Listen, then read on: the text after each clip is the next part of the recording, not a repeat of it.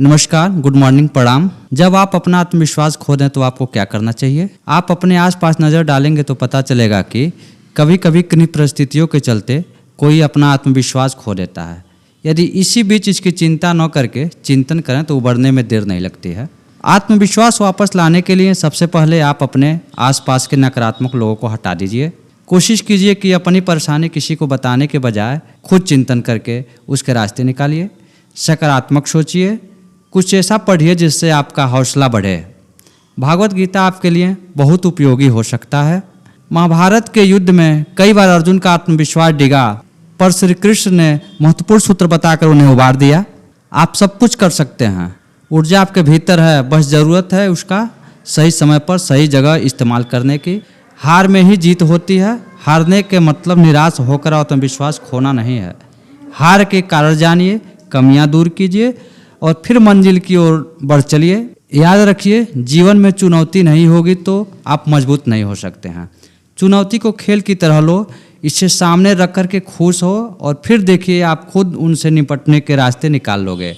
संकट से घबराएं नहीं, इसे ऐसा समझिए जैसे कांटों में गुलाब घिरा है। ये पंक्तियाँ भी आत्मविश्वास बढ़ाती हैं। आत्मविश्वास है क्या?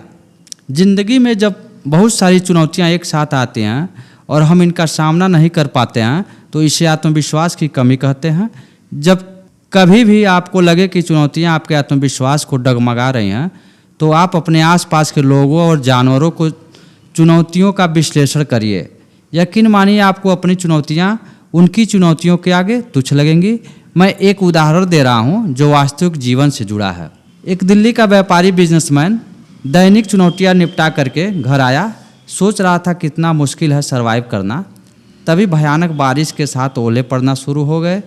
दिल्ली की सर्दी और ओले बारिश के तापमान 1-2 डिग्री तक पहुंच गया था।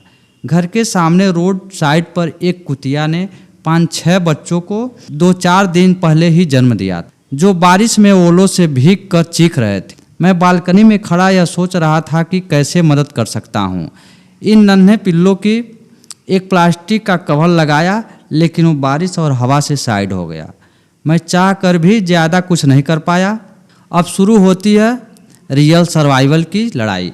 रात भर बारिश के साथ ओले पड़ते रहे, बिजलियां कड़कड़ाती रहीं और सर्द हवाएं चलती रहीं। मुझे यह लगा कि सुबह तक इनमें से एक भी बच्चा जीवित नहीं बचेगा। सारे बच्चे अपनी माँ से एकदम चिपके हुए रो रहे। कुदरत के कहर से बचना नामुमकिन था। यह लड़ाई जानवरों की प्रकृति के साथ है। यह सोचकर मैं ऊपर आ गया। बच्चे उस भयानक रात को सरवाइव कर गए और उसके अगले दिन के तूफान को भी सरवाइव कर गए। मुझे यह यकीन हो गया कि इस दुनिया में सभी को अपनी चुनौतियों से खुद लड़ना होता है और ये चुनौतियाँ आपको मानसिक और शारीरिक रूप से ज़्यादा मजबूत बनाती हैं। मुझे अपनी चुनौतियाँ तुच्छ लगने लगी। जिंदगी की सारी चुनौतियां सर्वाइवल के आगे कुछ भी नहीं। चुनौतियों का सामना करें और खुद को मजबूत बनाइए, फिर आत्मविश्वास की कमी नहीं रहेगी। एक वक्त ऐसा भी आया था जब सदी के महानायक अमिताभ बच्चन की कंपनी डूब गई थी और वे निराश हो गए। उन्होंने चिंतन किया और कौन बनेगा करोड़पति में होस्ट बनना स्वीकार किया।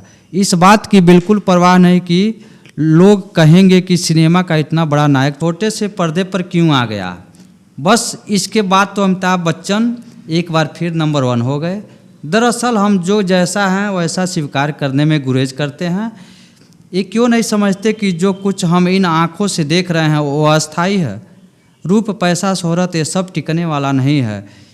इसमें कुछ भी खिसकता नज़र आता है तो इंसान हताशा की ओर जाकर अपना आत्मविश्वास खो देता है। अरे ये दुनिया मुसाफिर खाना है, आप सफ़र में हो, ये अपनी नहीं है। जब तक मुसाफिर हो काम करते रहो। जय हिंद।